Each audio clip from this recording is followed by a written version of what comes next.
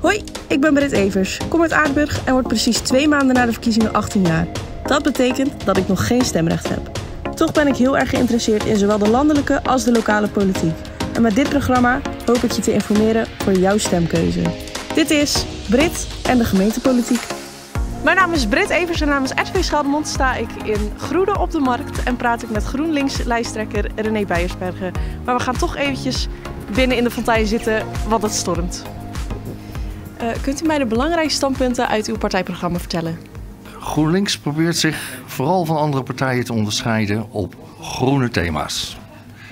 Duurzaamheid moet je aan denken, aan natuur moet je aan denken. En we weten allemaal, in de gemeente Sluis speelt er nog iets heel speciaals. Wat eigenlijk ook een relatie heeft met natuur en met duurzaamheid. En dat is het verhuur van de tweede woningen. Nou, laat ik daar maar gelijk klip en klaar over zijn. GroenLinks is van mening dat een huis kopen is een huis bewonen. Eigenlijk in de kernen hebben we het over, geen verhuur van tweede woningen. Wel zouden we zeggen, we hebben met een bestaande situatie te maken. Er zijn nou eenmaal een aantal woningen die voor verhuur gebruikt worden.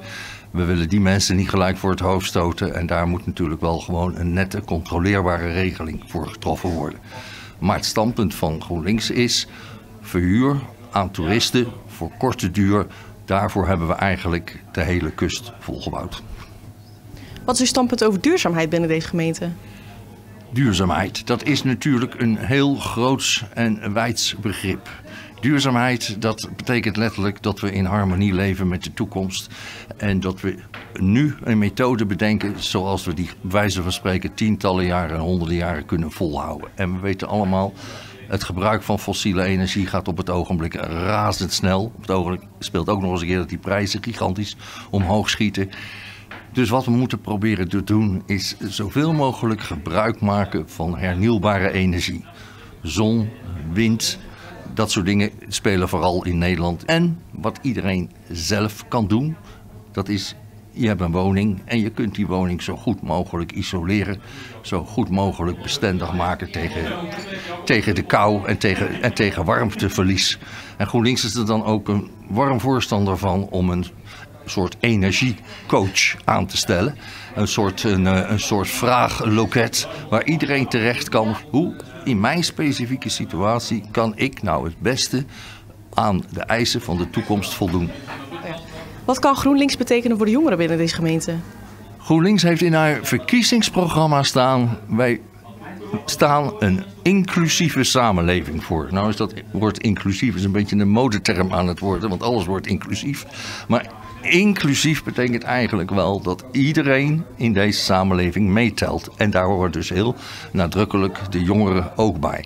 Daar ligt een hele belangrijke taak voor het onderwijs. Maar ja, het onderwijs heeft al zoveel taken op zijn borstje gekregen. Dus wat dat betreft haken wij ook echt sterk aan bij het plan Vitaal West-Vlaanderen dat daarin voorziet.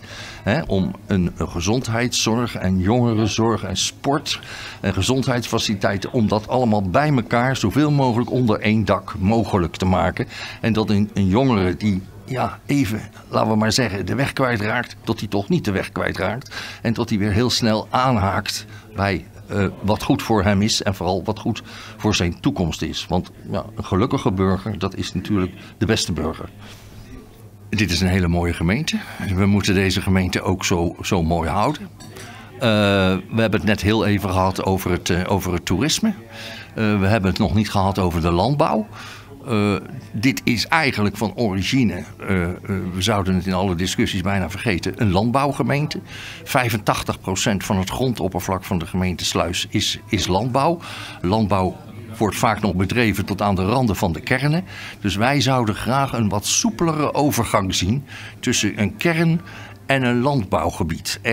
Echt een stevig, een ouderwets, traditioneel landbouwgebied. En we zouden dat graag willen zien met groengordels bijvoorbeeld. Of met biologisch dynamische landbouw. Dat is hele extensieve landbouw. Zonder kunstmest en zonder bestrijdingsmiddelen. Zodat er eigenlijk een wat meer vloeiende overgang is tussen de kernen, waar de mensen moeten ademen en eten en drinken en alles gezond moet zijn. En het landbouwgebied, waar, laten we nou maar wel wezen, enorm goed. Er wordt voedsel geproduceerd voor half Europa. Maar er wordt ook ontzettend veel bestrijdingsmiddelen gebruikt. En er wordt kunstmest gebruikt. En allemaal dingen die schadelijk eigenlijk zijn voor onze gezondheid. En die we ook terugvinden in de lucht die we inademen. Laatste vraag. Hoeveel zetels denkt u te halen deze verkiezingen? GroenLinks is onbescheiden, maar ik ben bescheiden. En wij hebben nu 1 zetel op het ogenblik. Ik zou het prachtig vinden als we die ene zetel kunnen prolongeren. Maar natuurlijk, er gaan altijd geluiden op in de partij van misschien halen we wel 2 zetels.